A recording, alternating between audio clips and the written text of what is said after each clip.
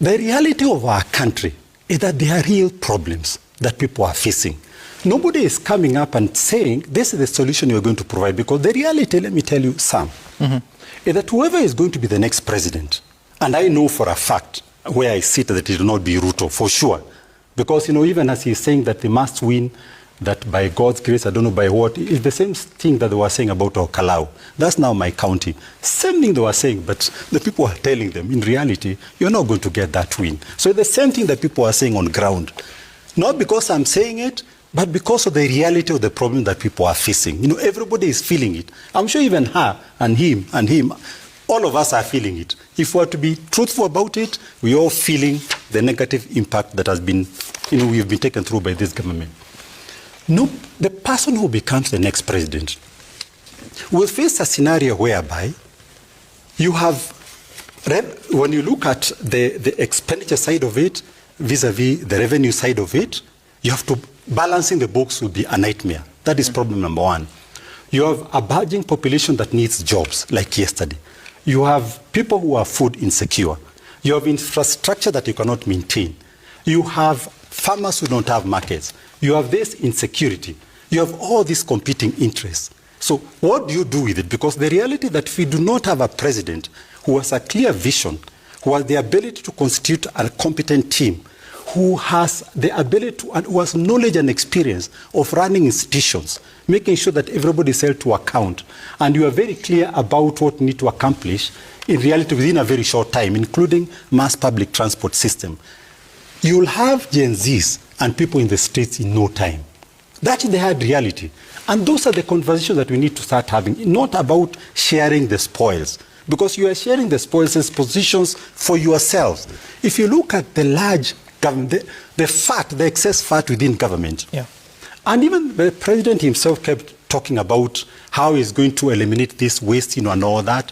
He didn't do it, because once he's in government, he becomes part and parcel of them. Of course, he was part of them even before. The reality that nobody wants to address that, they're just addressing about positions and about sharing the spoils, not about making impact on people's lives. And people want a clear vision, and also backed by a team that has knowledge and experience on how to implement it. I'll take a quick. You see what these people do. They throw in so much information to confuse everybody, so that everybody can lose focus on the real issues. And I think it's what they've been trained by those who and they throw in so much confusion. After Naivasha, they were told to come and allow him. Like she say that the tea price have gone up. Yet around there's this increase of 2.28 shillings levy on a tea export. Now, that in itself, sometimes towards the end of June, I think, the tea auction that was held in Mombasa, and again, this is fact, you are telling me that I'm not a facts person. Again, you can clearly, which brought the price of where the tea in the tea auction. For the first time, you had 1,600 tons of Kenyan tea that was left without having purchasers for it. Why? Because of that distortion in terms of the prices that was brought by this levy. Where now buyers are being directed to Rwanda, Uganda, and the Tanzanian tea. That is factual. You can't say that it is Macharia Njeru who is creating it. Now he's talking about treasury. He comes here and there's all this very big word that he's talking about how Bandi has been able to save interest rate in treasury. Yet if you read the information now, when it came to the sale of shares by Safaricom, they were given technical advice by Kipra, which is a government think tank, and told the sale of shares should be at the range of about 36 shillings per share. They ignored that advice, sold it about 34, and lost 14 billion shillings. You're talking about saving here on interest. You're losing money here, which could have easily been able to get, that could have helped you to run the government. Then you end up losing it. Look at corruption index. Those were commissions. Look at corruption index again. Again by EACC, not by Macharia Njeru. They say that the cost by a young person to get a job, the money that they were paying for you to get a job, before these people took over power, it was about 24,000 shillings. Not that it is right, but EACC was able to demonstrate that a young person would have to pay about 24,000 to secure a job. In their government, that corruption has increased it was about 29,000. It has increased from 29,000 to about 234,000. An increase, a huge astronomical increase. So even the cost of corruption in their government has increased. So then how do you come here and tell us about stock exchange?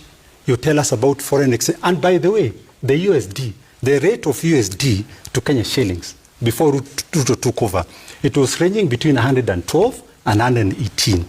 Now it's 129. Now they came, distorted the market. It went up to 163, then it came down to 129. They said Ruto has worked. Yet, when it came to government, it was much lower than that. These are facts. So don't continue confusing the public. But at the end of the day, what matters is how the common person feels at the end of the day. So that's the discussion we should be having, not about all these big English words. All right. He says the alternative is difficult to fathom. Macharia, do we have an alternative? Now, Sam, even as I come to answering that question, I'll just briefly respond to what my sister here said. And indeed, she's my sister because, we're both professional colleagues. We've known each other for decades. Now, you see, I want to still remain factual because the problem with the current government is that I would relate it to what I would call cognitive distortion. They continue perpetuating lies and distortions, even changing narratives to a point whereby I think they start believing it and take it as the truth, because the statistics I was referring to is not history, it is the current.